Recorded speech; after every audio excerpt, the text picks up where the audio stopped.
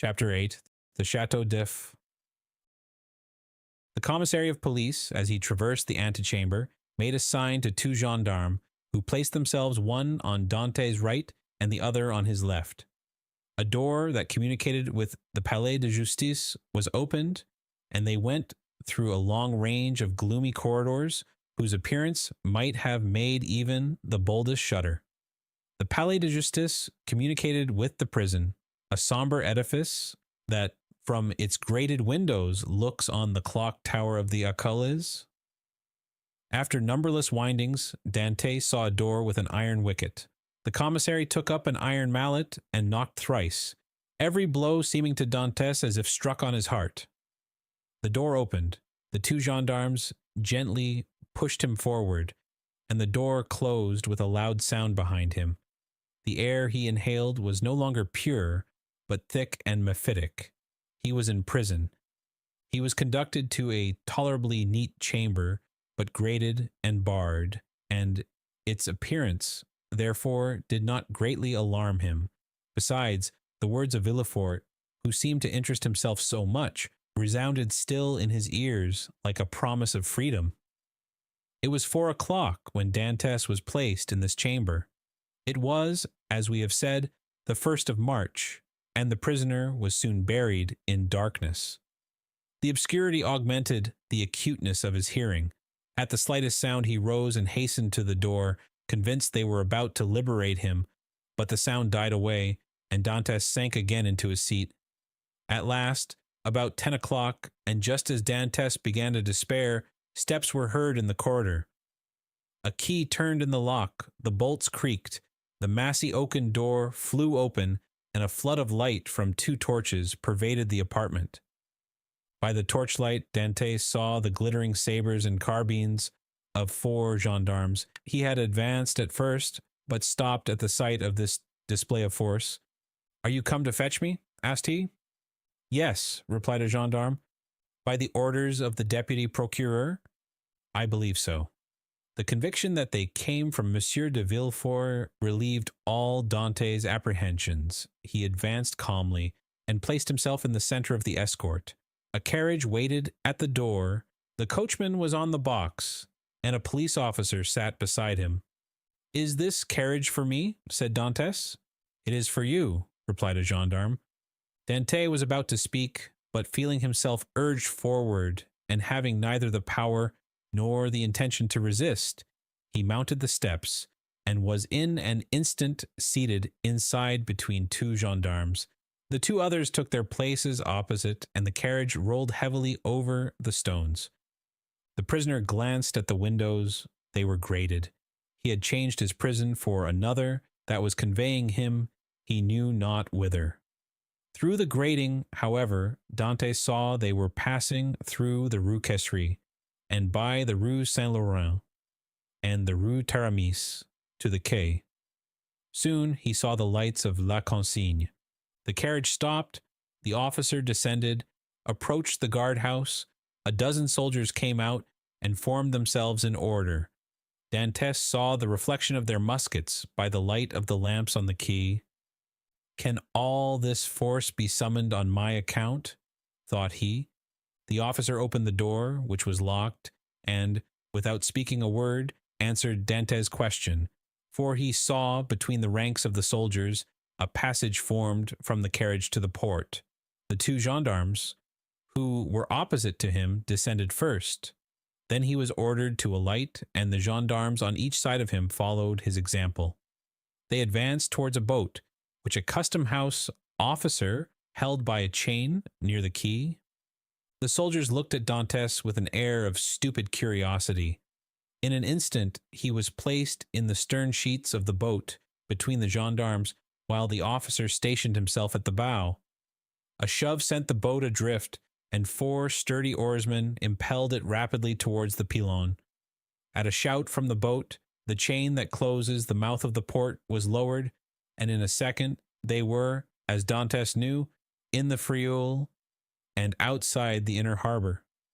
The prisoner's first feeling was of joy at again breathing the pure air, for air is freedom, but he soon sighed, for he passed before La Réserve, where he had that morning been so happy, and now through the open windows came the laughter and revelry of a ball.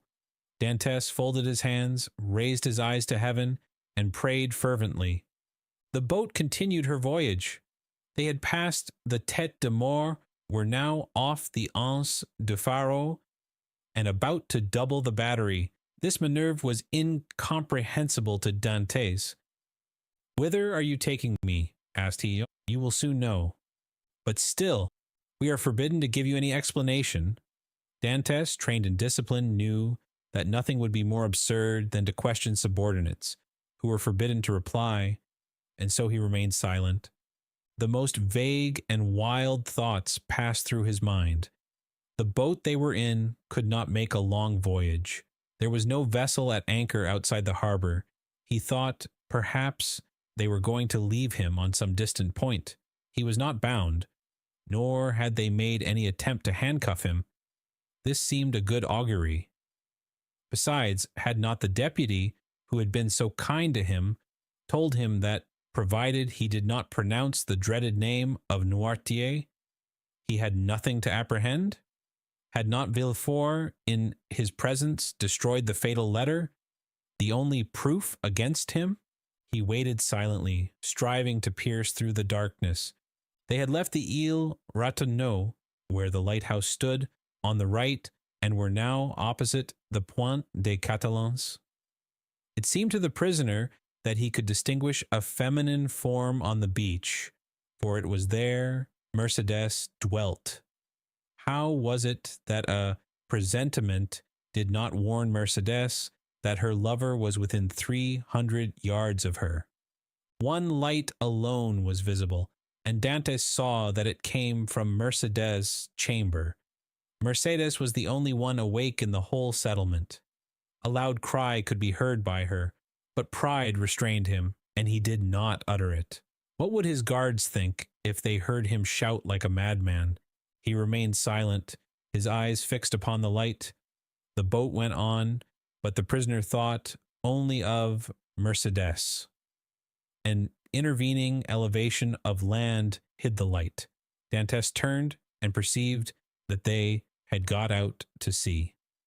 While he had been absorbed in thought, they had shipped their oars and hoisted sail. The boat was now moving with the wind. In spite of his repugnance to address the guards, Dantès turned to the nearest gendarme, and taking his hand, "Comrade," said he, "I adjure you, as a Christian and a soldier, to tell me where we are going. I am Captain Dantès, a loyal Frenchman, thought accused of treason. Tell me where you are conducting me, and I promise you, on my honor, I will submit to my fate." The gendarme looked irresolutely at his companion, who returned for answer a sign that said, "I see no great harm in telling him now," and the gendarme replied, "You are a native of Marseille and a sailor, and yet you do not know where you are going?" "On my honor, I have no idea." "Have you no idea whatever?" "None at all." "That is impossible." "I swear to you, it is true. Tell me, I entreat." "But my orders?" "Your orders do not forbid your telling me what I must know in 10 minutes, in half an hour, or an hour. You see I cannot escape, even if I intended." "Unless you are blind, or have never been outside the harbor, you must know." "I do not." "Look round you, then."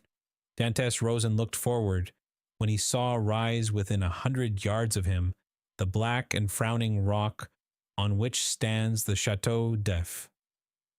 This gloomy fortress, which has for more than 300 years furnished food for so many wild legends, seemed to Dantès like a scaffold to a malefactor.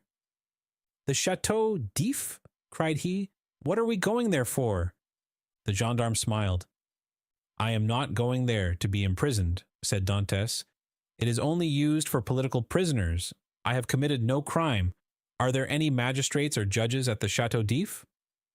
"There are only," said the gendarme, "a governor, a garrison, turnkeys, and good thick walls. Come, Come, do not look so astonished, or you will make me think you are laughing at me in return for my good nature."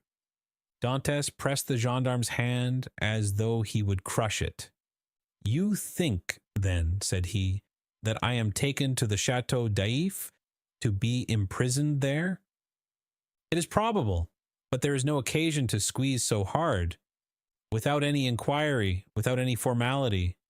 All the formalities have been gone through. The inquiry is already made.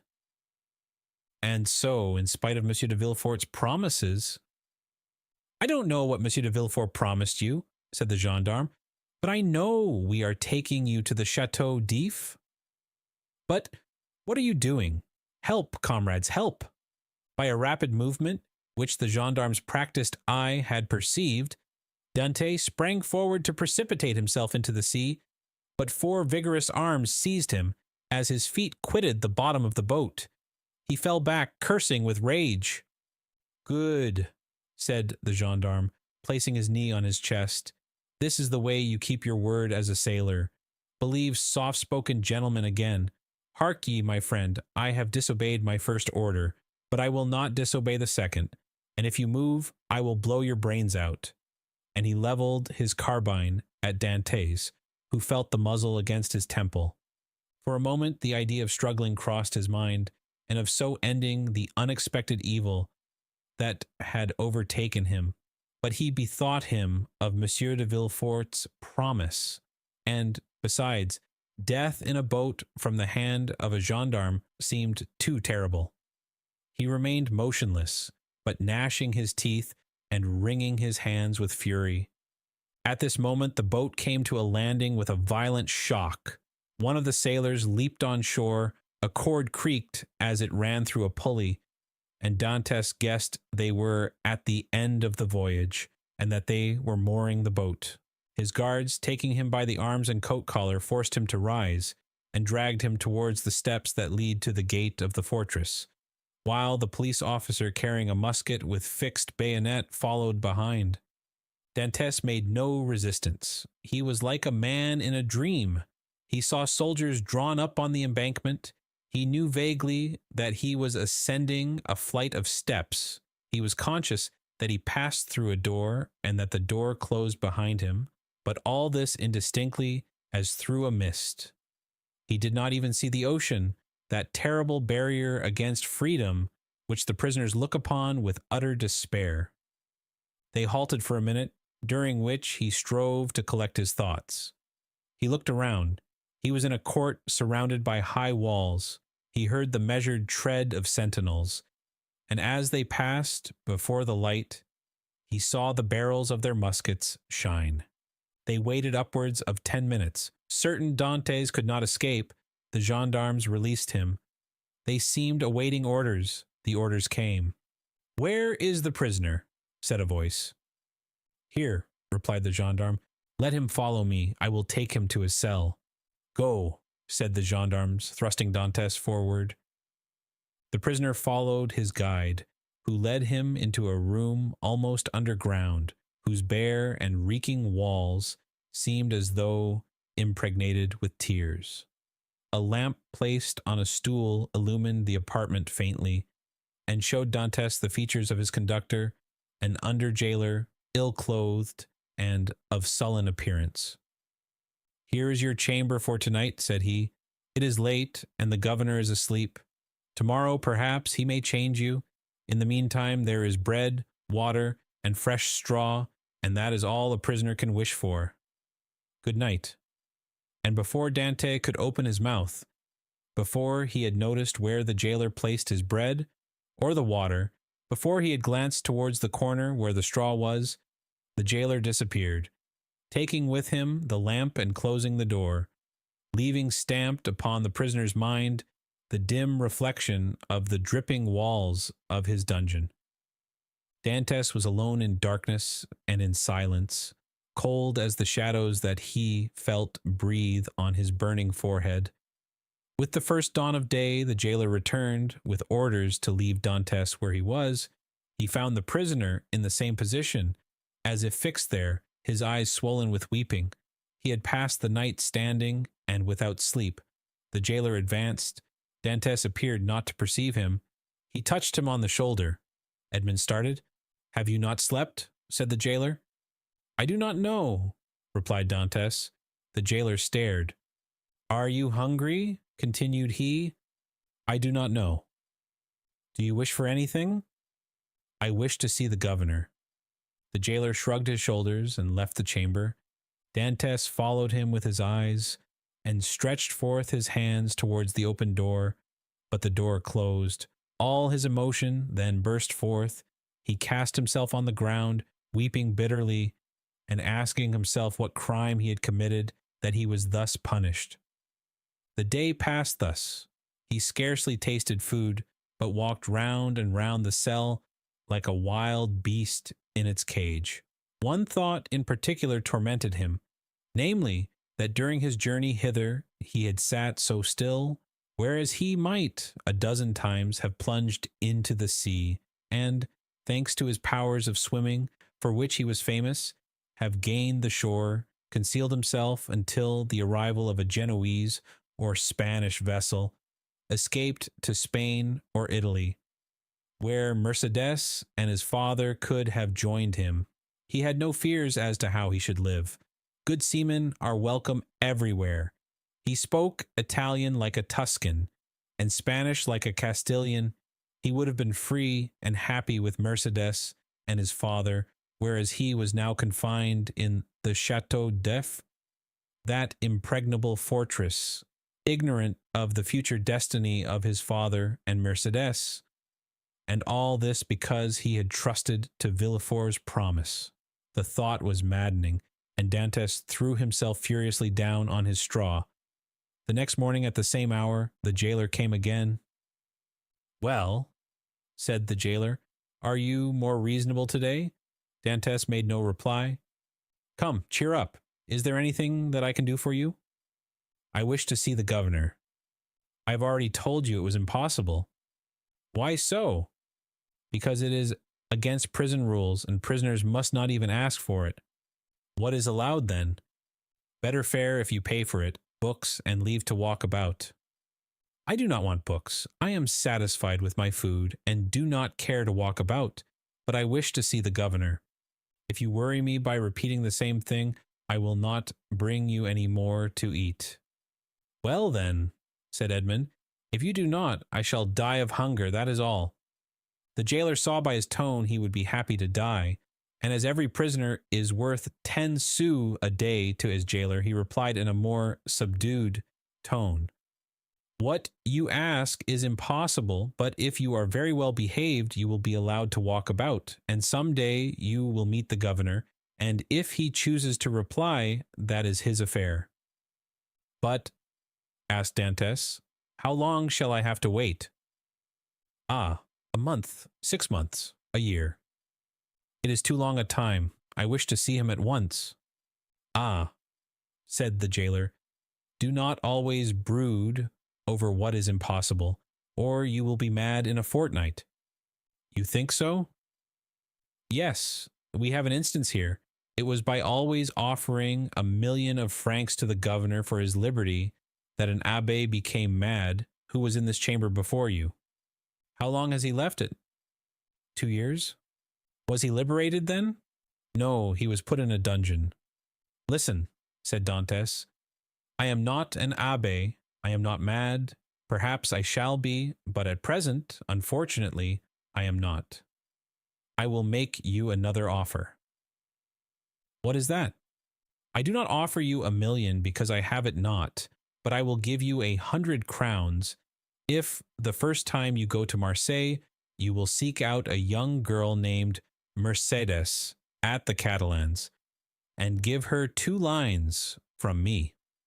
If I took them and were detected, I should lose my place, which is worth 2,000 francs a year, so that I should be a great fool to run such a risk for 300. "Well," said Dantès, "mark this. If you refuse at least to tell Mercédès I am here, I will some day hide myself behind the door, and when you enter, I will dash out your brains with this stool." "Threats!" cried the jailer, retreating and putting himself on the defensive. You are certainly going mad. The abbé began like you, and in 3 days you will be like him, mad enough to tie up. But fortunately, there are dungeons here. Dantes whirled the stool round his head. All right, said the jailer. All right, since you will have it so, I will send word to the governor. Very well, returned Dantes, dropping the stool and sitting on it as if he were in reality mad. The jailer went out and returned in an instant with a corporal and 4 soldiers. By the governor's orders, said he, conduct the prisoner to the tier beneath. To the dungeon, then, said the corporal. Yes, we must put the madman with the madmen. The soldiers seized Dantes, who followed passively. He descended 15 steps, and the door of a dungeon was opened, and he was thrust in. The door closed, and Dantes advanced with outstretched hands until he touched the wall. He then sat down in the corner until his eyes became accustomed to the darkness. The jailer was right. Dante wanted but little of being utterly mad. Chapter 9. The Evening of the Betrothal. Villefort had, as we have said, hastened back to Madame de Saint-Méran's in the Place du Grand Cour, and on entering the house found that the guests whom he had left at table were taking coffee in the salon. René was, with all the rest of the company, anxiously awaiting him, and his entrance was followed by a general exclamation. Well, decapitator, guardian of the state, royalist Brutus, what is the matter? Said one. Speak out. Are we threatened with a fresh reign of terror? Asked another. Has the Corsican ogre broken loose? Cried a third.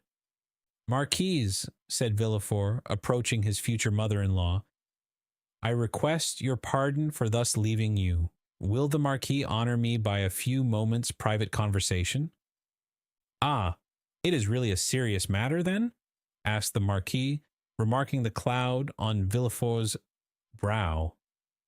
So serious that I must take leave of you for a few days. So, added he, turning to René, judge for yourself if it be not important. You are going to leave us? Cried René, unable to hide her emotion at this unexpected announcement.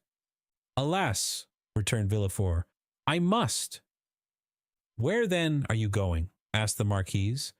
That, madame, is an official secret, but if you have any commissions for Paris, a friend of mine is going there tonight, and will with pleasure undertake them. The guests looked at each other. You wish to speak to me alone? Said the Marquis. Yes, let us go to the library, please. The Marquis took his arm, and they left the salon. Well, asked he as soon as they were by themselves, tell me what it is. An affair of the greatest importance that demands my immediate presence in Paris. Now, excuse the indiscretion, Marquise, but have you any landed property? All my fortune is in the funds, 700,000 or 800,000 francs. Then sell out, Marquise, or you will lose it all. But how can I sell out here? You have a broker, have you not? Yes. Then give me a letter to him, and tell him to sell out without an instant's delay. Perhaps even now I shall arrive too late. The deuce, you say, replied the Marquis. Let us lose no time, then. And sitting down, he wrote a letter to his broker, ordering him to sell out at the market price. Now then, said Villefort, placing the letter in his pocket-book, I must have another. To whom? To the king? To the king? Yes. I dare not write to his majesty.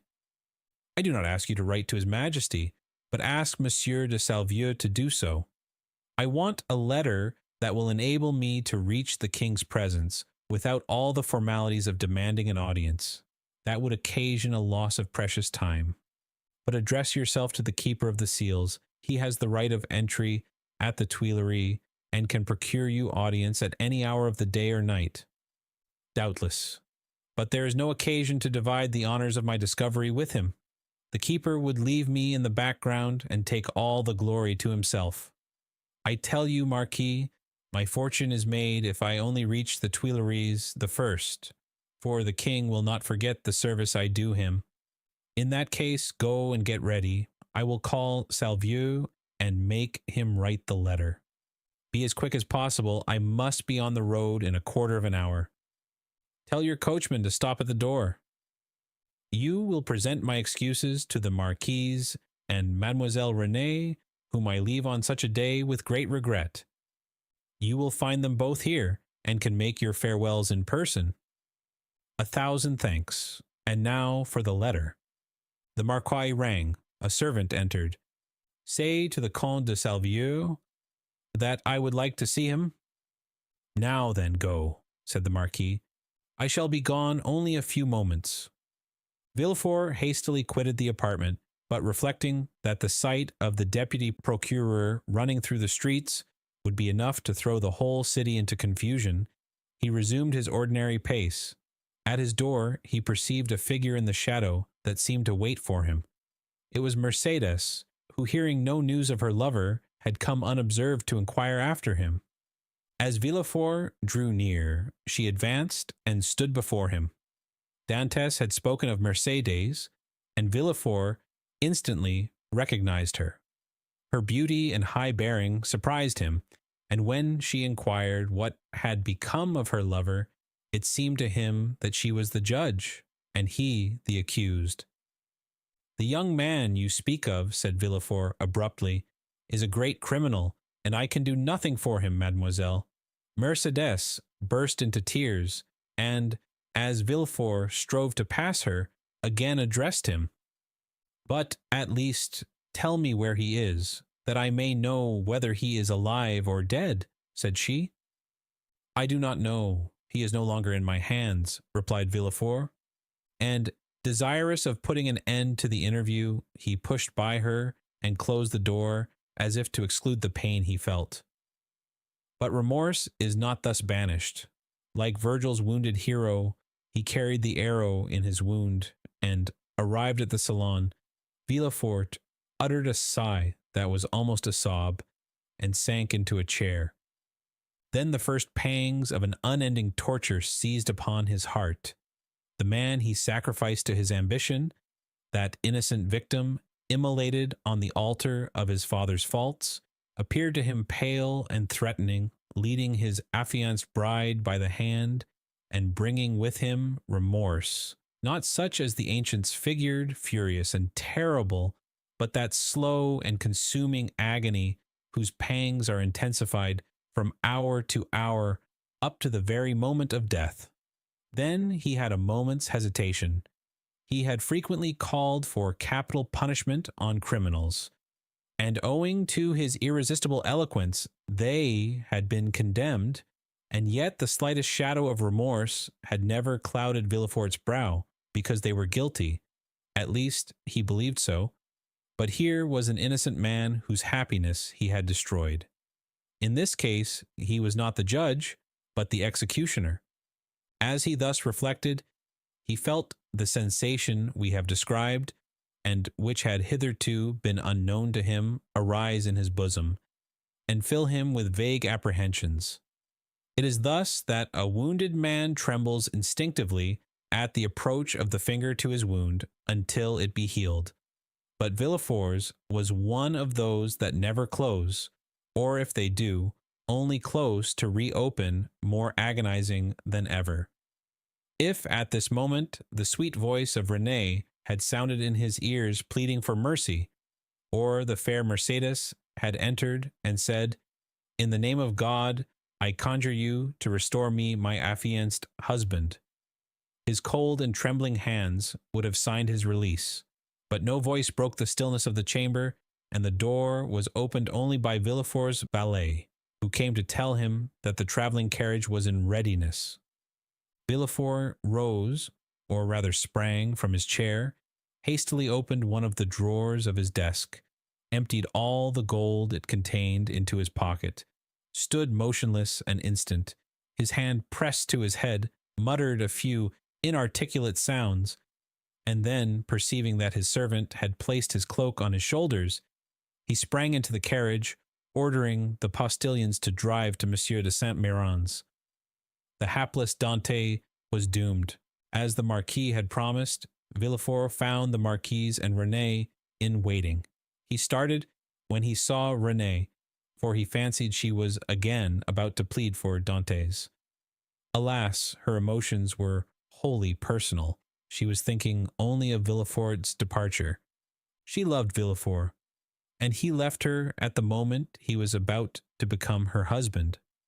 Villefort knew not when he should return, and Renée, far from pleading for Dantes, hated the man whose crime separated her from her lover. Meanwhile, what of Mercedes? She had met Fernand at the corner of the Rue de la Loge. She had returned to the Catalans, and had despairingly cast herself on her couch. Fernand, kneeling by her side, took her hand and covered it with kisses that Mercedes did not even feel. She passed the night thus. The lamp went out for want of oil, but she paid no heed to the darkness, and dawn came, but she knew not that it was day. Grief had made her blind to all but one object. That was Edmond.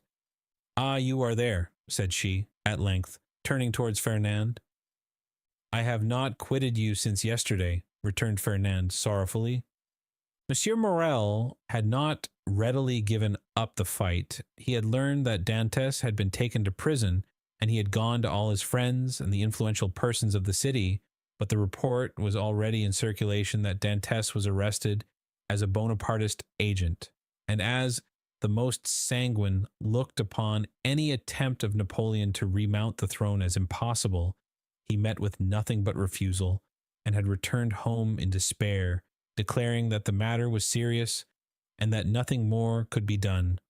Caderousse was equally restless and uneasy, but instead of seeking, like Monsieur Morel, to aid Dantes, he had shut himself up with 2 bottles of black currant brandy in the hope of drowning reflection. But he did not succeed, and became too intoxicated to fetch any more drink, and yet not so intoxicated as to forget what had happened. With his elbows on the table, he sat between the 2 empty bottles, while spectres danced in the light of the unsnuffed candle. Spectres such as Hoffman strews over his punch-drenched pages like black, fantastic dust. Danglars alone was content and joyous. He had got rid of an enemy and made his own situation on the Pharaon secure. Danglars was one of those men born with a pen behind the ear and an inkstand in place of a heart. Everything with him was multiplication or subtraction. The life of a man was to him of far less value than a numeral, especially when, by taking it away, he could increase the sum total of his own desires. He went to bed at his usual hour, and slept in peace. Villefort, after having received Monsieur de Salvieux's letter, embraced Renée, kissed the Marquise's hand, and shaken that of the Marquis, started for Paris along the Aix road. Old Dantes was dying with anxiety to know what had become of Edmond, but we know very well what had become of Edmond. Chapter 10. The King's Closet at the Tuileries. We will leave Villefort on the road to Paris, traveling, thanks to trebled fees, with all speed, and passing through 2 or 3 apartments, enter at the Tuileries the little room with the arched window, so well known as having been the favorite closet of Napoleon, Louis XVIII, and now of Louis Philippe. There, seated before a walnut table he had brought with him from Hartwell, and to which, from one of those fancies not uncommon to great people, he was particularly attached, the king, Louis XVIII, was carelessly listening to a man of 50 or 52 years of age, with gray hair, aristocratic bearing, and exceedingly gentlemanly attire, and meanwhile making a marginal note in a volume of Griffius's rather inaccurate, but much sought-after edition of Horace, a work which was much indebted to the sagacious observations of the philosophical monarch.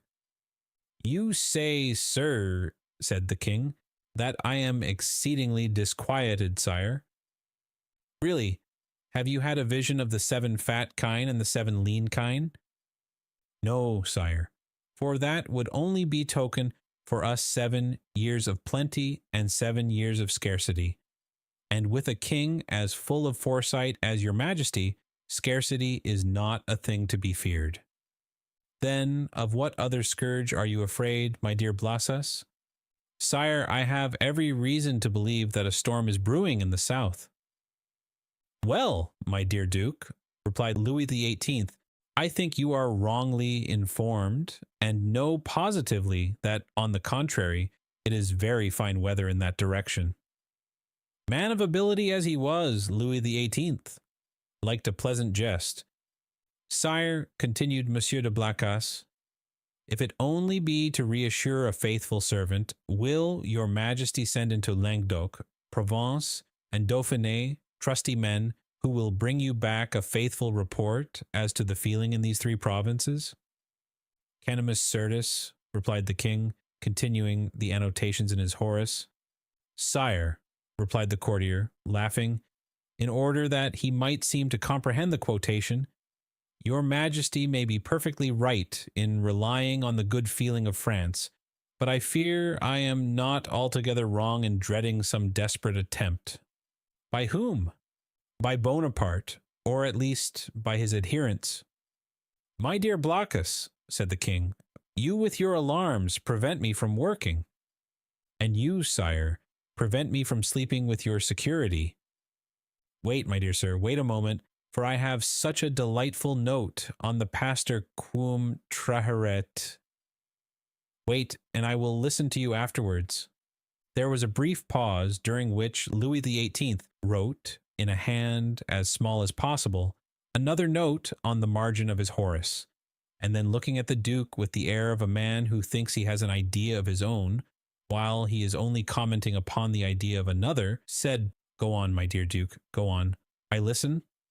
Sire, said Blacas, who had for a moment the hope of sacrificing Villefort to his own profit, I am compelled to tell you that these are not mere rumors destitute of foundation, which thus disquiet me, but a serious-minded man, deserving all my confidence, and charged by me to watch over the south.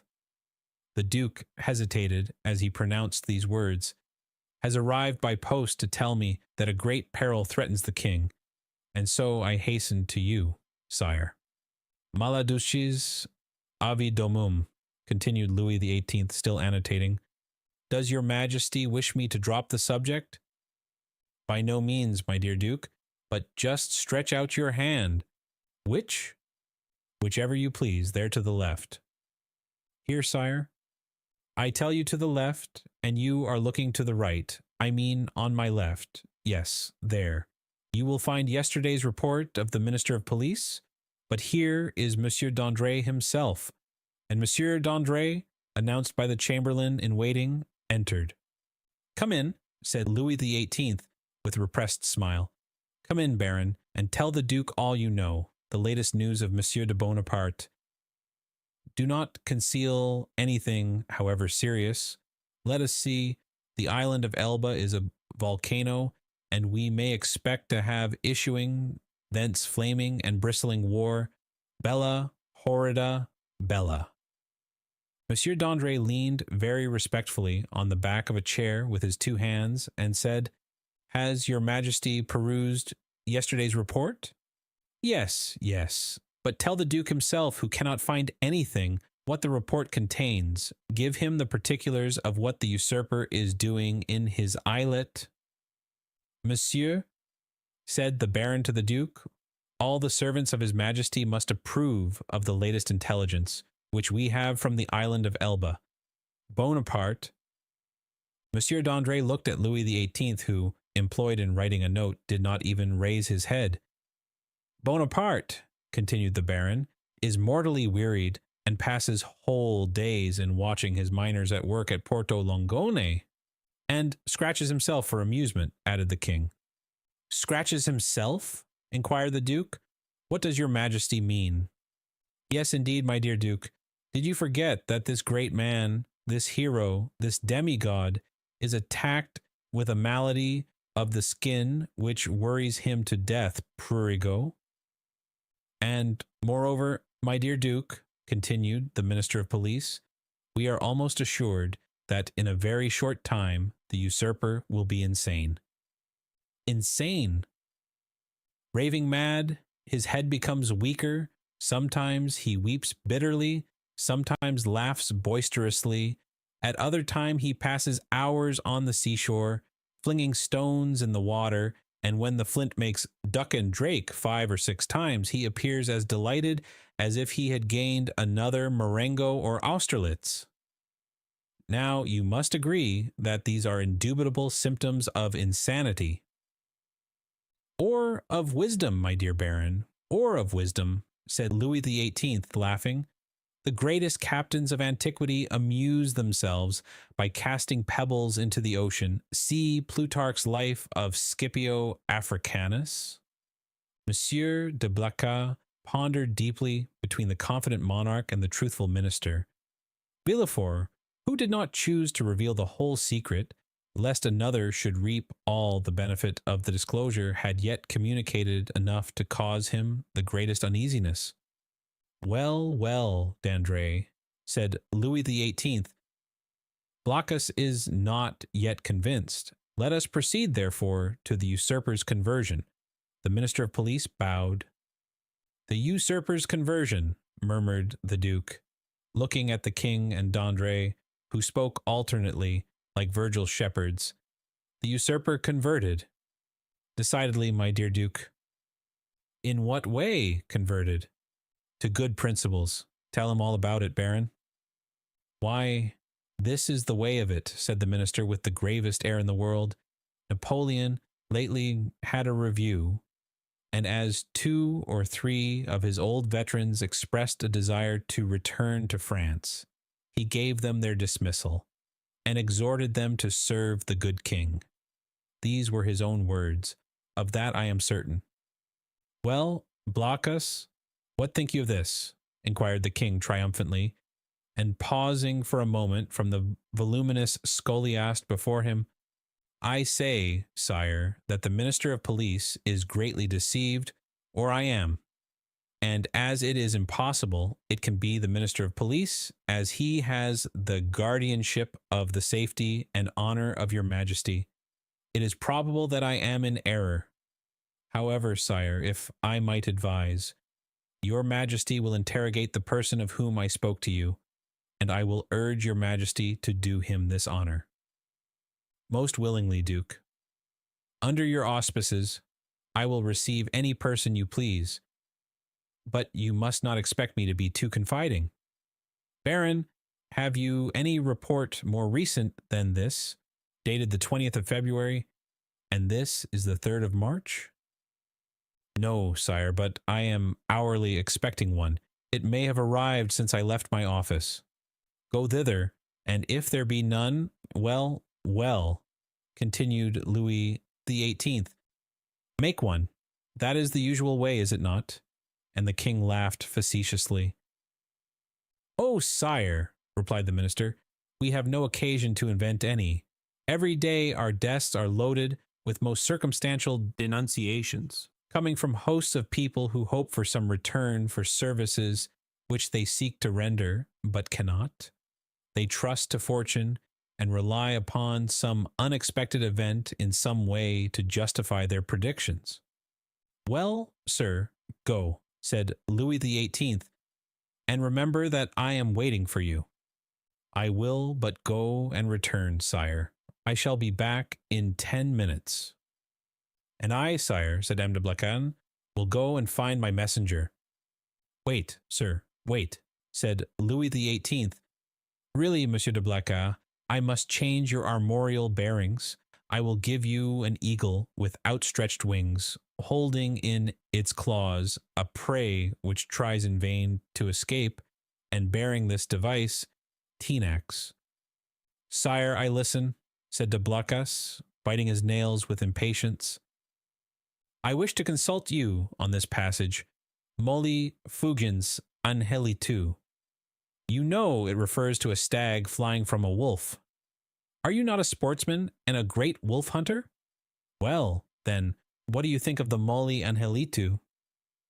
Admirable, sire, but my messenger is like the stag you refer to, for he has posted 220 leagues in scarcely 3 days, which is undergoing great fatigue and anxiety, my dear Duke, when we have a telegraph which transmits messages in 3 or 4 hours, and that without getting in the least out of breath.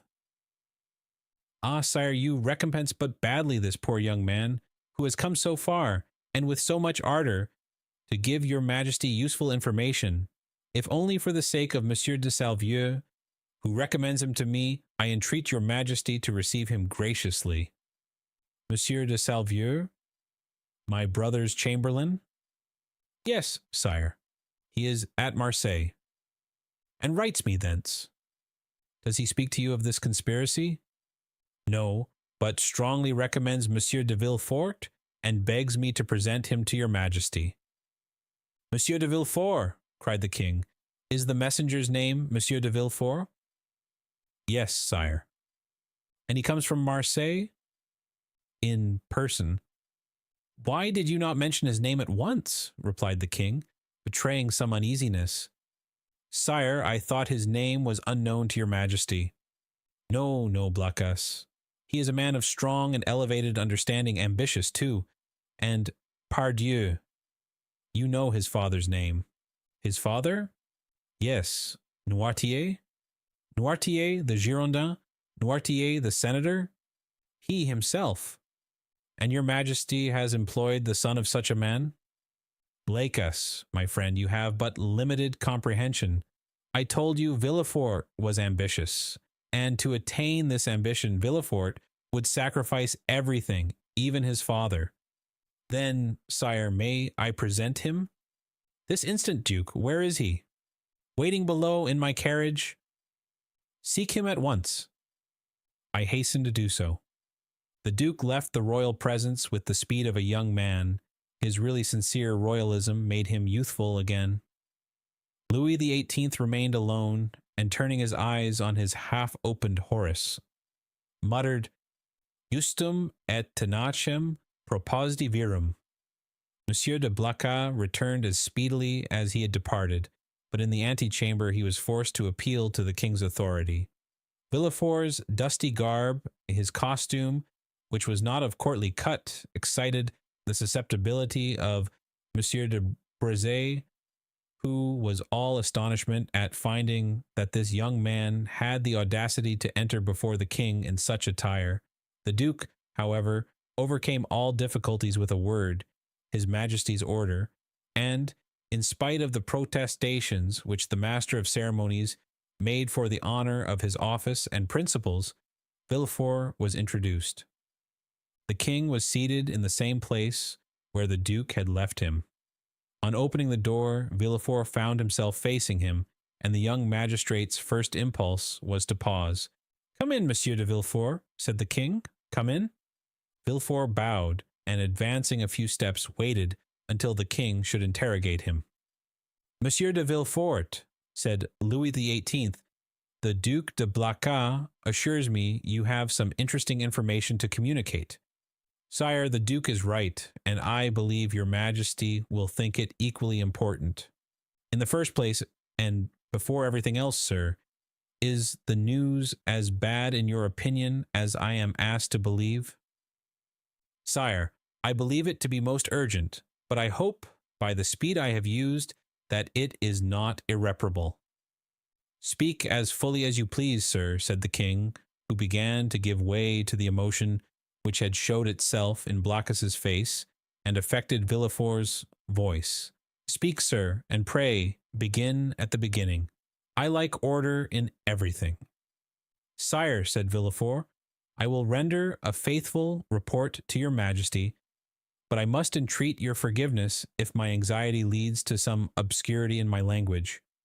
A glance at the king after this discreet and subtle exordium assured Villefort of the benignity of his august auditor, and he went on, Sire, I have come as rapidly to Paris as possible to inform your majesty that I have discovered in the exercise of my duties not a commonplace and insignificant plot, such as is every day got up in the lower ranks of the people and in the army, but an actual conspiracy, a storm which menaces no less than your majesty's throne. Sire, the usurper is arming 3 ships. He meditates some project, which, however mad, is yet perhaps terrible. At this moment he will have left Elba, to go whither I know not, but assuredly to attempt a landing either at Naples, or on the coast of Tuscany, or perhaps on the shores of France. Your Majesty is well aware that the sovereign of the island of Elba has maintained his relations with Italy and France. I am, sir, said the king, much agitated, and recently we have had information that the Bonapartist clubs have had meetings in the Rue Saint-Jacques. But proceed, I beg of you. How did you obtain these details? Sire, they are the results of an examination which I have made of a man of Marseille whom I have watched for some time and arrested on the day of my departure. This person, a sailor of turbulent character, and whom I suspected of Bonapartism, has been secretly to the island of Elba. There he saw the Grand Marshal, who charged him with an oral message to a Bonapartist in Paris, whose name I could not extract from him. But this mission was to prepare men's minds for a return. It is the man who says this, sire. A return which will soon occur. And where is this man? In prison, sire. And the matter seems serious to you? So serious, sire, that when the circumstance surprised me in the midst of a family festival, on the very day of my betrothal, I left my bride and friends, postponing everything, that I might hasten to lay at your Majesty's feet the fears which impressed me and the assurance of my devotion. True, said Louis XVIII, was there not a marriage engagement between you and Mademoiselle de Saint-Méran, daughter of one of your Majesty's most faithful servants? Yes, yes. But let us talk of this plot, Monsieur de Villefort. Sire, I fear it is more than a plot. I fear it is a conspiracy. A conspiracy in these times, said Louis XVIII, smiling, is a thing very easy to meditate, but more difficult to conduct to an end, inasmuch as re-established so recently on the throne of our ancestors, we have our eyes open at once upon the past, the present, and the future. For the last 10 months, my ministers have redoubled their vigilance in order to watch the shore of the Mediterranean. If Bonaparte landed at Naples, the whole coalition would be on foot before he could even reach Piombino. If he land in Tuscany, he will be in an unfriendly territory. If he land in France, it must be with a handful of men, and the result of that is easily foretold, execrated as he is by the population. Take courage, sir, but at the same time rely on our royal gratitude. Ah, here's Monsieur d'André, cried de Blacas. At this instant the Minister of Police appeared at the door, pale, trembling, and as if ready to faint. Villefort was about to retire, but Monsieur de Blacas, taking his hand, restrained him. Chapter 11. The Corsican Ogre. At the sight of this agitation, Louis XVIII pushed from him violently the table at which he was sitting. "What ails you, Baron?" he exclaimed. "You appear quite aghast. Has your uneasiness anything to do with what Monsieur de Blacas has told me, and Monsieur de Villefort has just confirmed?" Monsieur de Blacas moved suddenly towards the Baron, but the fright of the courtier pleaded for the forbearance of the statesman, and besides, as matters were, it was much more to his advantage that the prefect of police should triumph over him than that he should humiliate the prefect. "Sire," stammered the Baron. "Well, what is it?" asked Louis XVIII. The Minister of Police, giving way to an impulse of despair, was about to throw himself at the feet of Louis XVIII, who retreated a step and frowned. "Will you speak?" he said. "Oh, sire, what a dreadful misfortune! I am, indeed, to be pitied. I can never forgive myself." "Monsieur," said Louis XVIII, "I command you to speak." "Well, sire, the usurper left Elba on the 26th of February and landed on the 1st of March. "And where?" In Italy? Asked the king eagerly. In France, sire, at a small port near Antibes, in the Gulf of Juan. The usurper landed in France, near Antibes, in the Gulf of Juan, 250 leagues from Paris, on the 1st of March. And you only acquired this information today, the 3rd of March. Well, sir, what you tell me is impossible. You must have received a false report, or you have gone mad. Alas, sire, it is but too true. Louis made a gesture of indescribable anger and alarm, and then drew himself up as if this sudden blow had struck him at the same moment in heart and countenance. In France, he cried, the usurper in France. Then they did not watch over this man. Who knows, they were perhaps in league with him. Oh, sire, exclaimed the Duc de Blacas, Monsieur d'André is not a man to be accused of treason. Sire, we have all been blind, and the Minister of Police has shared the general blindness, that is all. But, said Villefort, and then suddenly checking himself, he was silent. Then he continued, Your pardon, sire, he said, bowing. My zeal carried me away. Will your majesty deign to excuse me? Speak, sir, speak boldly, replied Louis. You alone forewarned us of the evil. Now try and aid us with the remedy. Sire, said Villefort, the usurper is detested in the south, and it seems to me that if he ventured into the south, it would be easy to raise Languedoc and Provence against him. Yes, assuredly, replied the minister, but he is advancing by Gap and Sisteron. Advancing, he is advancing, said Louis XVIII. Is he then advancing on Paris? The Minister of Police maintained a silence which was equivalent to a complete avowal. And Dauphiné, sir, inquired the king of Villefort, do you think it possible to rouse that as well as Provence? Sire, I am sorry to tell your majesty a cruel fact, but the feeling in Dauphiné is quite the reverse of that in Provence or Languedoc. The mountaineers are Bonapartists, sire. Then, murmured Louis, he was well informed, and how many men had he with him? I do not know, sire, answered the Minister of Police. What, you do not know? Have you neglected to obtain information on that point? Of course it is of no consequence, he added, with a withering smile. Sire, it was impossible to learn. The dispatch simply stated the fact of the landing and the route taken by the usurper. And how did this dispatch reach you? Inquired the king. The minister bowed his head, and while a deep color overspread his cheeks, he stammered out, By the telegraph, sire. Louis XVIII advanced a step and folded his arms over his chest as Napoleon would have done. So then, he exclaimed, turning pale with anger, 7 conjoined and allied armies overthrew that man. A miracle of heaven replaced me on the throne of my fathers after 25 years of exile. I have, during those 25 years, spared no pains to understand the people of France and the interests which were confided to me.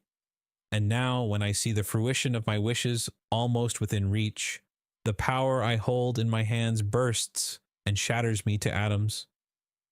Sire, it is fatality, murmured the minister, feeling that the pressure of circumstances, however light a thing to destiny, was too much for any human strength to endure. What our enemies say of us is then true. We have learnt nothing, forgotten nothing. If I were betrayed as he was, I would console myself. But to be in the midst of persons elevated by myself to places of honor, who ought to watch over me more carefully than over themselves. For my fortune is theirs. Before me they were nothing. After me they will be nothing and perish miserably from incapacity, ineptitude. Oh yes, sir, you are right. It is fatality. The minister quailed before this outburst of sarcasm. Monsieur de Blacas wiped the moisture from his brow. Villefort smiled within himself, for he felt his increased importance. To fall, continued King Louis, who at the first glance had sounded the abyss on which the monarchy hung suspended, to fall and learn of that fall by telegraph. Oh, I would rather mount the scaffold of my brother, Louis XVI, than thus descend the staircase at the Tuileries, driven away by ridicule. Ridicule, sir? Why, you know not its power in France, and yet you ought to know it. Sire, sire, murmured the minister, for pity's— Approach, Monsieur de Villefort, resumed the king, addressing the young man, who, motionless and breathless, was listening to a conversation on which depended the destiny of a kingdom. Approach, and tell monsieur that it is possible to know beforehand all that he has not known. Sire, it was really impossible to learn secrets which that man concealed from all the world. Really impossible? Yes, that is a great word, sir. Unfortunately, there are great words, as there are great men. I have measured them. Really impossible for a minister who has an office, agents, spies, and 1,500,000 francs for Secret Service money to know what is going on at 60 leagues from the coast of France. Well, then, see, here's a gentleman who had none of these resources at his disposal. A gentleman, only a simple magistrate, who learned more than you with all your police, and who would have saved my crown if, like you, he had the power of directing a telegraph. The look of the minister of police was turned with concentrated spite on Villefort, who bent his head in modest triumph. I do not mean that for you, Blacas, continued Louis XVIII, for if you have discovered nothing, at least you have had the good sense to persevere in your suspicions. Any other than yourself would have considered the disclosure of Monsieur de Villefort insignificant, or else dictated by venal ambition. These words were an allusion to the sentiments which the minister of police had uttered with so much confidence an hour before. Villefort understood the king's intent. Any other person would, perhaps, have been overcome by such an intoxicating draught of praise, but he feared to make for himself a mortal enemy of the police minister. Although he saw that Dandré was irrevocably lost. In fact, the minister, who, in the plenitude of his power, had been unable to unearth Napoleon's secret, might, in despair at his own downfall, interrogate Dante, and so lay bare the motives of Villefort's plot. Realizing this, Villefort came to the rescue of the crestfallen minister, instead of aiding to crush him. Sire, said Villefort, the suddenness of this event must prove to your majesty that the issue is in the hands of Providence. What your majesty is pleased to attribute to me as profound perspicacity is simply owing to chance, and I have profited by that chance like a good and devoted servant, that's all. Do not attribute to me more than I deserve, sire, that your majesty may never have occasion to recall the first opinion you have been pleased to form of me. The minister of police thanked the young man by an eloquent look, and Villefort understood that he had succeeded in his design. That is to say, that without forfeiting the gratitude of the king, he had made a friend of one on whom, in case of necessity, he might rely. "'Tis well," resumed the king. "And now, gentlemen," he continued, turning toward Monsieur de Blacas and the minister of police, "I have no further occasion for you, and you may retire. What now remains to do is in the department of the minister of war." "Fortunately, sire," said Monsieur de Blacas, "we can rely on the army. Your majesty knows how every report confirms their loyalty and attachment." "Do not mention reports, Duke, to me, for I know now what confidence to place in them. Yet, speaking of reports, Baron, what have you learned with regard to the affair in the Rue Saint-Jacques?" "The affair in the Rue Saint-Jacques!" exclaimed Villefort, unable to repress an exclamation. Then, suddenly pausing, he added, "Your pardon, sire, but my devotion to your majesty has made me forget, not the respect I have, for that is too deeply engraved in my heart, but the rules of etiquette." Go on, sir, replied the king. You have today earned the right to make inquiries here. Sire, interposed the minister of police, I came a moment ago to give your majesty fresh information which I had obtained on this head, when your majesty's attention was attracted by the terrible event that has occurred in the Gulf, and now these facts will cease to interest your majesty. On the contrary, sir, on the contrary, said Louis XVIII, this affair seems to me to have a decided connection with that which occupies our attention, and the death of General Quesnel will, perhaps, put us on the direct track of a great internal conspiracy. At the name of General Quesnel, Villefort trembled. Everything points to the conclusion, sire, said the minister of police, that death was not the result of suicide, as we first believed, but of assassination. General Quesnel, it appears, had just left a Bonapartist club when he disappeared. An unknown person had been with him that morning and made an appointment with him in the Rue Saint-Jacques. Unfortunately, the general's valet, who was dressing his hair at the moment when the stranger entered, heard the street mentioned, but did not catch the number. As the police minister related this to the king, Villefort, who looked as if his very life hung on the speaker's lips, turned alternately red and pale. The king looked towards him. Do you not think with me, Monsieur de Villefort, that General Quesnel, whom they believed attached to the usurper, but who was really entirely devoted to me, has perished the victim of a Bonapartist ambush? It is probable, sire, replied Villefort. But is this all that is known? They are on the track of the man who appointed the meeting with him. On his track, said Villefort. Yes, the servant has given his description. He is a man of from 50 to 52 years of age, dark, with black eyes, covered with shaggy eyebrows, and a thick mustache. He was dressed in a blue frock coat, buttoned up to the chin, and wore at his buttonhole the rosette of an officer of the Legion of Honor. Yesterday, a person exactly corresponding with this description was followed, but he was lost sight of at the corner of the Rue de la Jussienne and the Rue Coq Héron. Villefort leaned on the back of an armchair, for as the minister of police went on speaking, he felt his legs bend under him, but when he learned that the unknown had escaped the vigilance of the agent who followed him, he breathed again. Continue to seek for this man, sir, said the king to the minister of police.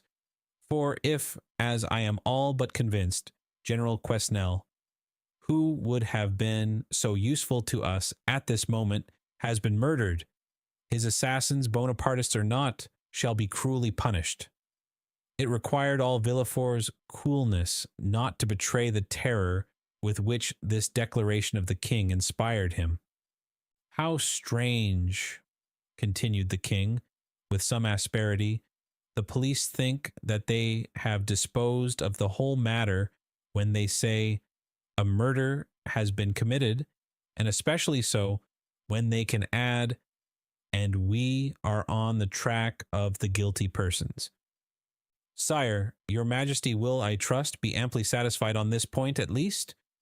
We shall see. I will no longer detain you, Monsieur de Villefort, for you must be fatigued after so long a journey. Go and rest. Of course, you stopped at your father's. A feeling of faintness came over Villefort. No, sire, he replied. I alighted at the Hotel de Madrid in the Rue de Tournon. But you have seen him? Sire, I went straight to the Duc de Blacas. But you will see him then? I think not, sire. Ah, I forgot, said Louis, smiling in a manner which proved that all these questions were not made without a motive. I forgot you and Monsieur Noirtier are not on the best terms possible, and that is another sacrifice made to the royal cause, and for which you should be recompensed. Sire, the kindness your majesty deigns to evince towards me is a recompense which so far surpasses my utmost ambition that I have nothing more to ask for. Never mind, sir. We will not forget you. Make your mind easy. In the meanwhile, the king here detached the cross of the Legion of Honor, which he usually wore over his blue coat, near the cross of Saint Louis, above the order of Notre Dame du Mont Carmel and Saint Lazare, and gave it to Villefort. In the meanwhile, take this cross. Sire, said Villefort, your majesty mistakes. This is an officer's cross. Ma foi, said Louis XVIII, take it, such as it is, for I have not the time to procure you another. Blacas, let it be your care to see that the brevet is made out and sent to Monsieur de Villefort. Villefort's eyes were filled with tears of joy and pride. He took the cross and kissed it. And now, he said, may I inquire what are the orders with which your majesty deigns to honor me? Take what rest you require, and remember that if you are not able to serve me here in Paris, you may be of the greatest service to me at Marseille. Sire, replied Villefort, bowing, in an hour I shall have quitted Paris. Go, sir, said the king, and should I forget you, kings' memories are short, do not be afraid to bring yourself to my recollection. Baron, send for the Minister of War, Blacas, remain. Ah, sir, said the Minister of Police to Villefort as they left the Tuileries, you entered by luck's door. Your fortune is made. Will it be long first? Muttered Villefort, saluting the minister whose career was ended and looking about him for a hackney coach. One passed at the moment which he hailed. He gave his address to the driver and, springing in, threw himself on the seat and gave loose to dreams of ambition. 10 minutes afterwards, Villefort reached his hotel, ordered horses to be ready in 2 hours, and asked to have his breakfast brought to him. He was about to begin his repast when the sound of the bell rang sharp and loud. The valet opened the door, and Villefort heard someone speak his name. "Who could know that I was here already?" said the young man. The valet entered. "Well," said Villefort, "what is it? Who rang? Who asked for me?" "A stranger who will not send in his name." "A stranger who will not send in his name. What can he want with me?" "He wishes to speak to you." "To me?" "Yes." "Did he mention my name?" "Yes." "What sort of person is he?" "Why, sir, a man of about 50. "Short or tall?" "About your own height, sir." "Dark or fair?" "Dark, very dark, with black eyes, black hair, black eyebrows." "And how dressed?" asked Villefort quickly. "In a blue frock coat, buttoned up close, decorated with the Legion of Honor." "It is he," said Villefort, turning pale. "Eh, pardieu," said the individual, whose description we have twice given, entering the door. "What a great deal of ceremony! Is it the custom in Marseille for sons to keep their fathers waiting in their anterooms?" "Father!" cried Villefort. "Then I was not deceived. I felt sure it must be you." "Well, then, if you felt so sure," replied the newcomer, putting his cane in a corner and his hat on a chair, "allow me to say, my dear Gerard, that it was not very filial of you to keep me waiting at the door." "Leave us, Germain," said Villefort. The servant quitted the apartment with evident signs of astonishment. Chapter 12. Father and Son. Monsieur Noirtier, for it was indeed he who entered, looked after the servant until the door was closed, and then, fearing no doubt that he might be overheard in the antechamber, he opened the door again. Nor was the precaution useless, as appeared from the rapid retreat of Germain, who proved that he was not exempt from the sin which ruined our first parents. Monsieur Noirtier then took the trouble to close and bolt the antechamber door, then that of the bedchamber, and then extended his hand to Villefort, who had followed all his motions with surprise which he could not conceal. "Well, now, my dear Gérard," said he to the young man, with a very significant look, "do you know, you seem as if you were not very glad to see me?" "My dear father," said Villefort, "I am, on the contrary, delighted. but I so little expected your visit that it has somewhat overcome me. But, my dear fellow, replied Monsieur Noirtier, seating himself, I might say the same thing to you when you announced to me your wedding for the 28th of February, and on the 3rd of March you turn up here in Paris. And if I have come, my dear father, said Gerard, drawing closer to Monsieur Noirtier, do not complain, for it is for you that I came, and my journey will be your salvation. Ah, indeed, said Monsieur Noirtier, stretching himself out at his ease in the chair. Really, pray tell me all about it, for it must be interesting. Father, you have heard speak of a certain Bonapartist club in the Rue Saint-Jacques? Number 53, yes, I am vice president. Father, your coolness makes me shudder. Why, my dear boy, when a man has been proscribed by the mountaineers, has escaped from Paris in a hay cart, been hunted over the plains of Bordeaux by Robespierre's bloodhounds, he becomes accustomed to most things. But go on. What about the club in the Rue Saint-Jacques? Why, they induced General Quesnel to go there, and General Quesnel, who quitted his own house at 9 o'clock in the evening, was found the next day in the Seine. And who told you this fine story? The king himself? Well then, in return for your story, continued Noirtier, I will tell you another. My dear father, I think I already know what you are about to tell me. Ah, you have heard of the landing of the emperor? Not so loud, father, I entreat of you, for your own sake as well as mine.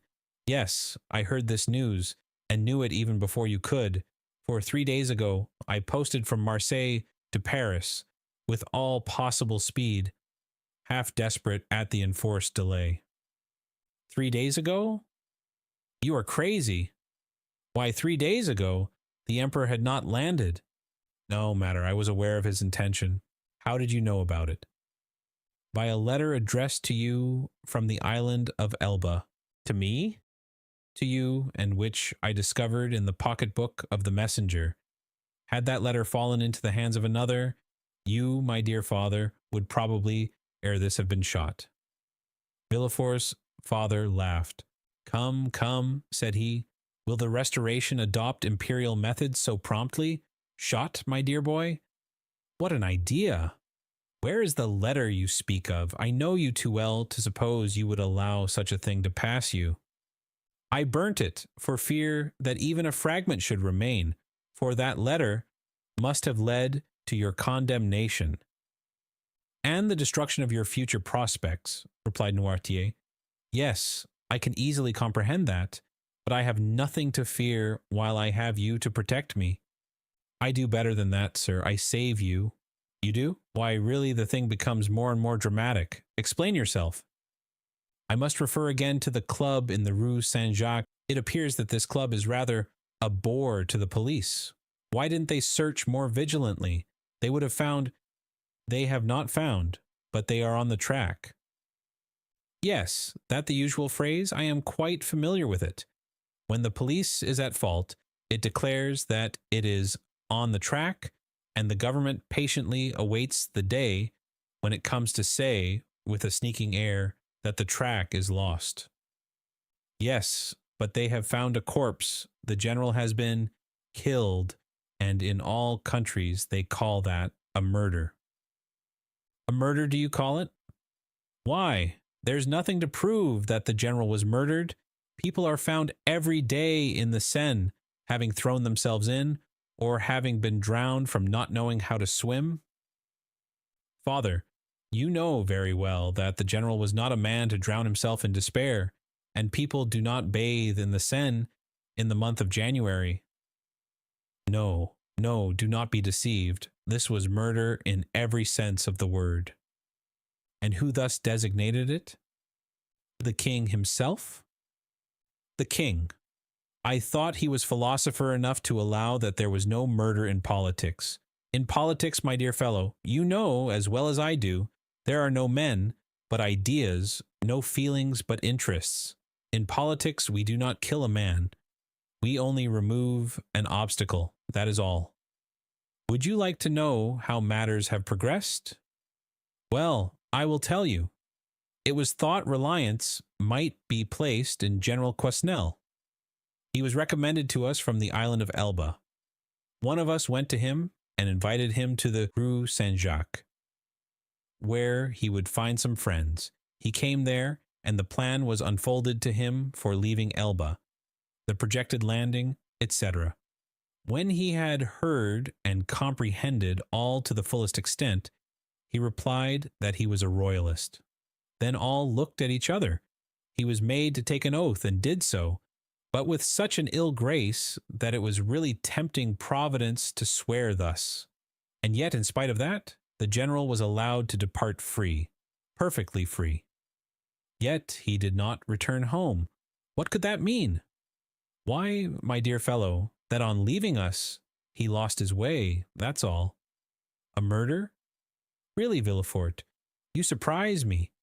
You, a deputy procureur, to found an accusation on such bad premises.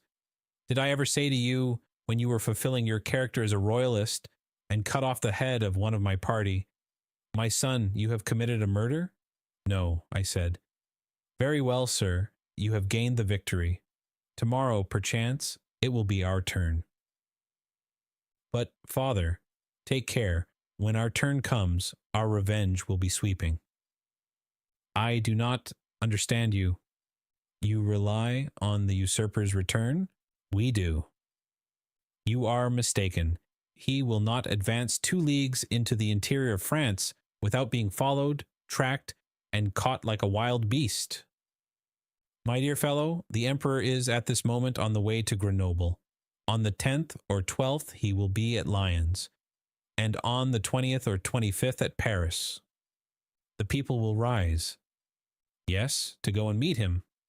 He has but a handful of men with him, and armies will be dispatched against him. Yes, to escort him into the capital. Really, my dear Gerard, you are but a child. You think yourself well informed because the telegraph has told you 3 days after the landing, the usurper has landed at Cannes with several men. He is pursued. But where is he? What is he doing? You do not know at all, and in this way they will chase him to Paris without drawing a trigger. Grenoble and Lyons are faithful cities, and will oppose to him an impassable barrier. Grenoble will open her gates to him with enthusiasm. All Lyons will hasten to welcome him. Believe me, we are as well informed as you, and our police are as good as your own. Would you like a proof of it? Well, you wished to conceal your journey from me, and yet I knew of your arrival half an hour after you had passed the barrier. You gave your direction to no one but your postilion, yet I have your address, and in proof I am here the very instant you are going to sit at table. Ring then, if you please, for a second knife, fork, and plate, and we will dine together. Indeed, replied Villefort, looking at his father with astonishment, you really do seem very well informed. Eh? The thing is simple enough. You who are in power have only the means that money produces. We who are in expectation have those which devotion prompts. Devotion, said Villefort with a sneer. Yes, devotion, for that is, I believe, the phrase for hopeful ambition. And Villefort's father extended his hand to the bell rope to summon the servant whom his son had not called. Villefort caught his arm. Wait, my dear father, said the young man. One word more. Say on. However stupid the royalist police may be, they do know one terrible thing. What is that? The description of the man who, on the morning of the day when General Quesnel disappeared, presented himself at his house. Oh, the admirable police have found that out, have they? And what may be that description? Dark complexion, hair, eyebrows, and whiskers black, blue frock coat, buttoned up to the chin, rosette of an officer of the Legion of Honor in his buttonhole, a hat with wide brim, and a cane. Aha, that's it, is it? Said Noirtier. And why, then, have they not laid hands on him? because yesterday or the day before they lost sight of him at the corner of the Rue Coq-Héron. Didn't I say that your police were good for nothing? Yes, but they may catch him yet. True, said Noirtier, looking carelessly around him. True, if this person were not on his guard, as he is. And he added with a smile, he will consequently make a few changes in his personal appearance. At these words he rose, and put off his frock coat and cravat, went towards a table on which lay his son's toilet articles, lathered his face, took a razor, and, with a firm hand, cut off the compromising whiskers. Villefort watched him with alarm not devoid of admiration. His whiskers cut off, Noirtier gave another turn to his hair, took instead of his black cravat a colored neckerchief, which lay at the top of an open portmanteau, put on, in lieu of his blue and high-buttoned frock coat, a coat of Villefort's of dark brown, and cut away in front, tried on before the glass a narrow-brimmed hat of his son's, which appeared to fit him perfectly, and, leaving his cane in the corner where he had deposited it, he took up a small bamboo switch, cut the air with it once or twice, and walked about with that easy swagger which was one of his principal characteristics. Well, he said, turning towards his wondering son when this disguise was completed. Well, do you think your police will recognize me now? No, father, stammered Villefort. At least, I hope not. And now, my dear boy, continued Noirtier, I rely on your prudence to remove all the things which I leave in your care. Oh, rely on me, said Villefort. Yes, yes. And now I believe you are right, and that you have really saved my life. Be assured I will return the favor hereafter. Villefort shook his head. You are not convinced yet. I hope at least that you may be mistaken. Shall you see the king again? Perhaps. Would you pass in his eyes for a prophet? Prophets of evil are not in favor at the court, father. True, but some day they do them justice. And supposing a second restoration, you would then pass for a great man? Well, what should I say to the king? Say this to him. Sire, you are deceived as to the feeling in France, as to the opinions of the towns and the prejudices of the army. He whom in Paris you call the Corsican ogre, who at Nevers is styled the usurper, is already saluted as Bonaparte at Lyons and Emperor at Grenoble. You think he is tracked, pursued, captured. He is advancing as rapidly as his own eagles. The soldiers you believe to be dying with hunger, worn out with fatigue, ready to desert, gather like atoms of snow about the rolling ball as it hastens onward. Sire, go, leave France to its real master, to him who acquired it, not by purchase, but by right of conquest. Go, sire, not that you incur any risk, for your adversary is powerful enough to show you mercy, but because it would be humiliating for a grandson of St. Louis to owe his life to the man of Arcola, Marengo, Austerlitz. Tell him this, Gerard, or rather tell him nothing. Keep your journey a secret. Do not boast of what you have come to Paris to do or have done. Return with all speed. Enter Marseille at night and your house by the back door, and there remain, quiet, submissive, secret, and, above all, inoffensive. For this time, I swear to you, we shall act like powerful men who know their enemies. Go, my son, go, my dear Gerard, and by your obedience to my paternal orders, or, if you prefer it, friendly counsels, we will keep you in your place. This will be, added Noirtier with a smile, one means by which you may a second time save me, if the political balance should some day take another turn and cast you aloft while hurling me down. Adieu, my dear Gerard, and at your next journey, alight at my door. Noirtier left the room when he had finished, with the same calmness that had characterized him during the whole of this remarkable and trying conversation. Villefort, pale and agitated, ran to the window, put aside the curtain, and saw him pass, cool and collected, by 2 or 3 ill-looking men at the corner of the street, who were there, perhaps, to arrest a man with black whiskers and a blue frock coat and hat with broad brim. Villefort stood watching, breathless, until his father had disappeared at the Rue Bussy.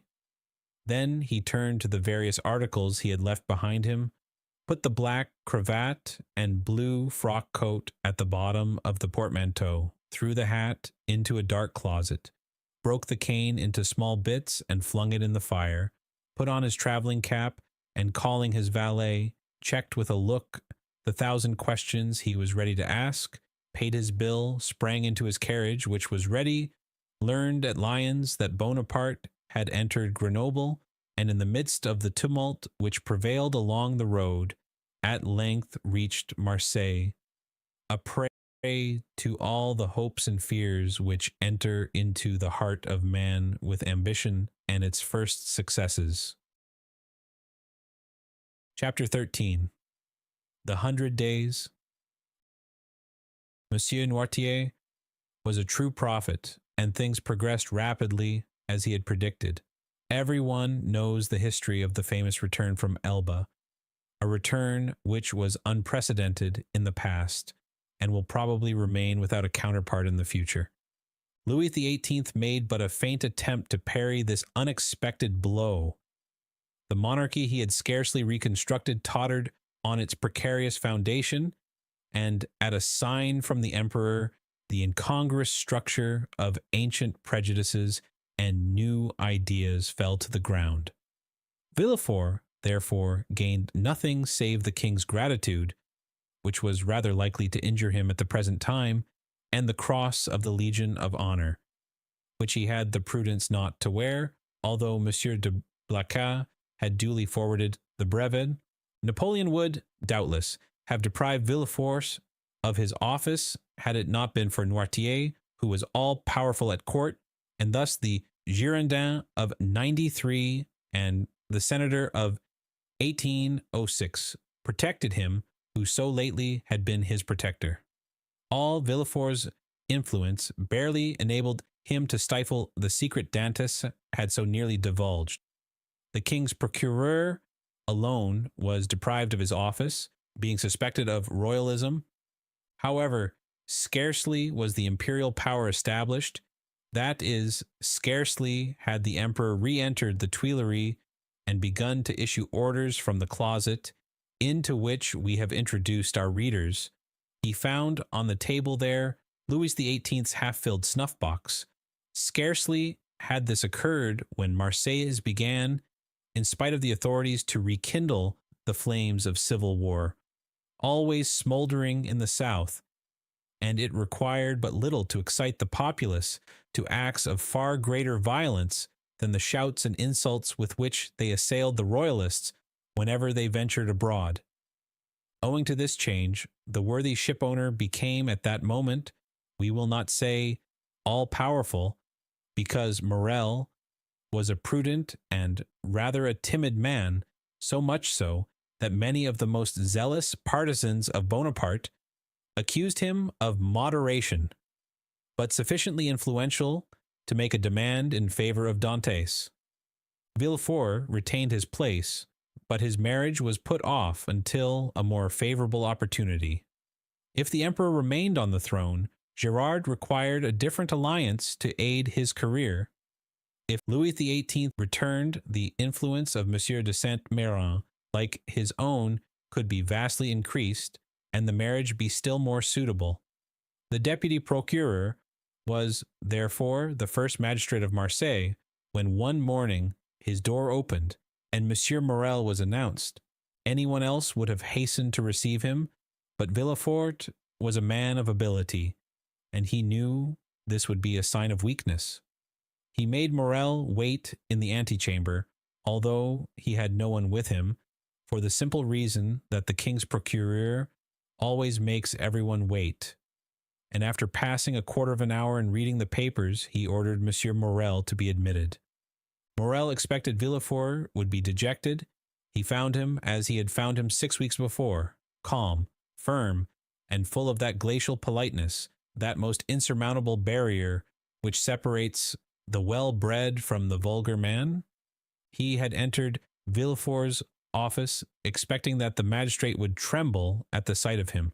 On the contrary, he felt a cold shudder all over him when he saw Villefort sitting there with his elbow on his desk and his head leaning on his hand. He stopped at the door. Villefort gazed at him as if he had some difficulty in recognizing him.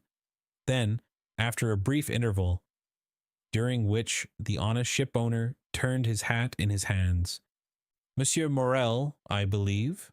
said Villefort. "Yes, sir." "Come nearer," said the magistrate with a patronizing wave of the hand, "and tell me to what circumstance I owe the honor of this visit."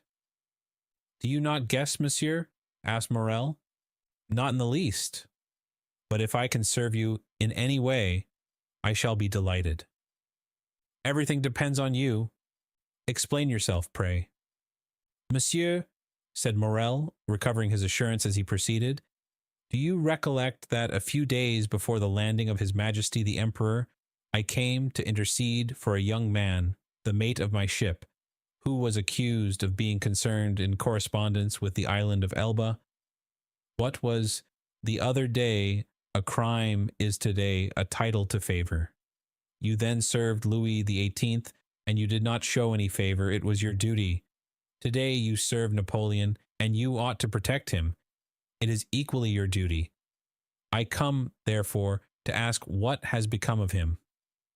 Villefort, by a strong effort, sought to control himself. "What is his name?" said he.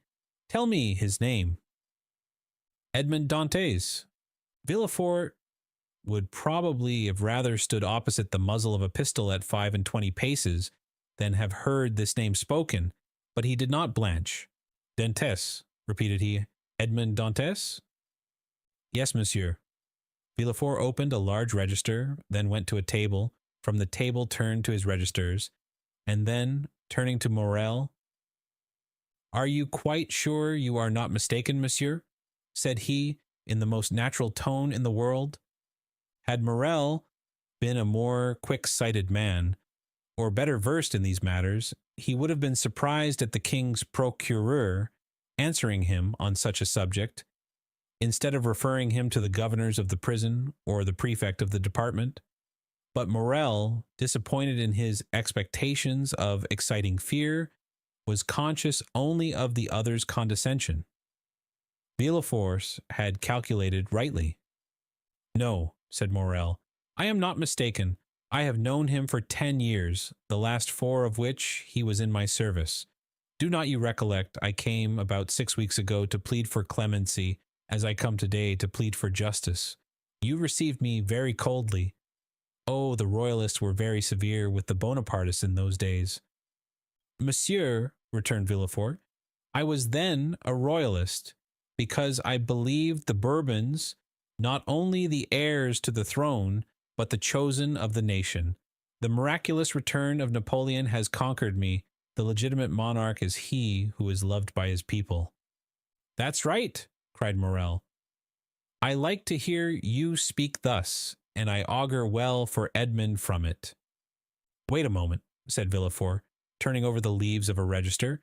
"I have it. A sailor who was about to marry a young Catalan girl. I recollect now. It was a very serious charge." "How so?" "You know that when he left here, he was taken to the Palais de Justice." "Well?" "I made my report to the authorities at Paris, and a week after he was carried off."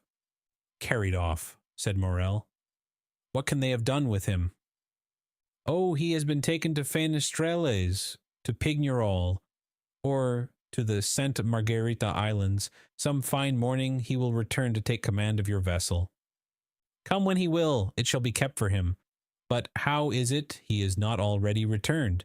It seems to me the first care of government should be to set at liberty those who have suffered for their adherence to it."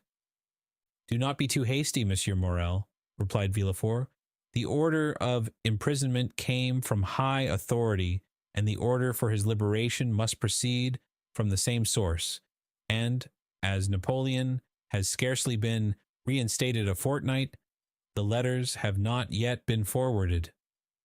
But, said Morel, is there no way of expediting all these formalities of releasing him from arrest? There has been no arrest. How? It is sometimes essential to government to cause a man's disappearance without leaving any traces, so that no written forms or documents may defeat their wishes. It might be so under the Bourbons, but at present it has always been so, my dear Morel, since the reign of Louis XIV. The emperor is more strict in prison discipline than even Louis himself, and the number of prisoners whose names are not on the register is incalculable. Had Morel even any suspicions, so much kindness would have dispelled them. Well, Monsieur de Villefort, how would you advise me to act? Asked he. Petition the minister. Oh, I know what that is. The minister receives 200 petitions every day and does not read 3. That is true, but he will read a petition countersigned and presented by me. And will you undertake to deliver it? With the greatest pleasure. Dantès was then guilty, and now he is innocent, and it is as much my duty to free him as it was to condemn him. Villefort thus forestalled any danger of an inquiry, which, however improbable it might be, if it did take place, would leave him defenseless. But how shall I address the minister?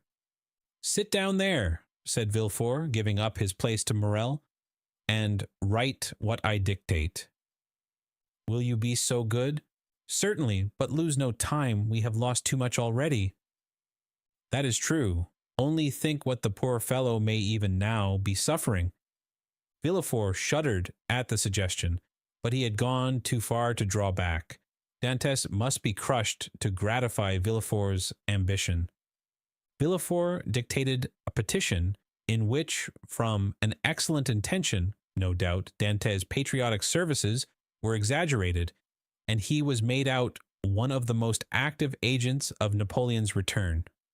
It was evident that at the sight of this document, the minister would instantly release him. The petition finished, Villefort read it aloud. That will do, said he. Leave the rest to me. Will the petition go soon? Today? Countersigned by you? The best thing I can do will be to certify the truth of the contents of your petition. And, sitting down, Villefort wrote the certificate at the bottom. What more is to be done? I will do whatever is necessary. This assurance delighted Morel, who took leave of Villefort and hastened to announce to old Dantès that he would soon see his son. As for Villefort, instead of sending to Paris, he carefully preserved the petition that so fearfully compromised Dantès, in the hopes of an event that seemed not unlikely, that is, a second restoration. Dantès remained a prisoner, and heard not the noise of the fall of Louis XVIII's throne, or the still more tragic destruction of the empire. Twice during the 100 days had Morel renewed his demand, and twice had Villefort soothed him with promises. At last there was Waterloo, and Morel came no more. He had done all that was in his power, and any fresh attempt would only compromise himself uselessly. Louis XVIII remounted the throne. Villefort, to whom Marseille had become filled with remorseful memories, sought and obtained the situation of king's procureur at Toulouse, and a fortnight afterwards he married Mademoiselle de Saint-Méran, whose father now stood higher at court than ever. And so Dantès, after the 100 days and after Waterloo, remained in his dungeon, forgotten of earth and heaven. Danglars comprehended the full extent of the wretched fate that overwhelmed Dantès, and when Napoleon returned to France, he, after the manner of mediocre minds, termed the coincidence a decree of Providence. But when Napoleon returned to Paris, Danglars' heart failed him, and he lived in constant fear of Dantès' return on a mission of vengeance. He therefore informed M. Morel of his wish to quit the sea, and obtained a recommendation from him to a Spanish merchant, into whose service he entered at the end of March, that is, 10 or 12 days after Napoleon's return. He then left for Madrid and was no more heard of. Ferdinand understood nothing except that Dantes was absent. What had become of him he cared not to inquire. Only during the respite the absence of his rival afforded him, he reflected partly on the means of deceiving Mercédès as to the cause of his absence, partly on plans of emigration and abduction, as from time to time he sat sad and motionless on the summit of Cape Pharaoh, at the spot from whence Marseille and the Catalans are visible, watching for the apparition of a young and handsome man who was for him also the messenger of vengeance. Ferdinand's mind was made up. He would shoot Dantes and then kill himself. But Ferdinand was mistaken. A man of his disposition never kills himself, for he constantly hopes. During this time the empire made its last conscription, and every man in France capable of bearing arms rushed to obey the summons of the emperor. Ferdinand departed with the rest, bearing with him the terrible thought that while he was away, his rival would perhaps return and marry Mercédès. Had Ferdinand really meant to kill himself, he would have done so when he parted from Mercédès. His devotion and the compassion he showed for her misfortunes produced the effect they always produce on noble minds. Mercédès had always had a sincere regard for Ferdinand, and this was now strengthened by gratitude. "My brother," said she, as she placed his knapsack on his shoulders, "be careful of yourself, for if you are killed, I shall be alone in the world." These words carried a ray of hope into Ferdinand's heart. Should Dantes not return, Mercédès might one day be his. Mercédès was left alone face to face with the vast plain that had never seemed so barren, and the sea that had never seemed so vast. Bathed in tears, she wandered about the Catalan village. Sometimes she stood mute and motionless as a statue, looking towards Marseille. At other times, gazing on the sea and debating as to whether it were not better to cast herself into the abyss of the ocean, and thus end her woes. It was not want of courage that prevented her putting this resolution into execution, but her religious feelings came to her aid and saved her. Caderousse was like Ferdinand, enrolled in the army, but being married and 8 years older, he was merely sent to the frontier. Old Dantes, who was only sustained by hope, lost all hope at Napoleon's downfall. 5 months after he had been separated from his son, and almost at the hour of his arrest, he breathed his last in Mercédès' arms. Monsieur Morel paid the expenses of his funeral, and a few small debts the poor old man had contracted. There was more than benevolence in this action. There was courage. The South was aflame, and to assist, even on his deathbed, the father of so dangerous a Bonapartist as Dantes was stigmatized as a crime. All right, everybody. Thank you so much for stopping by and listening to the Count of Monte Cristo today. I hope to catch you again next Friday for the next 5 chapters. And if you catch me throughout the week, always love to hear from you. Have a good rest of your night, everybody. Ciao.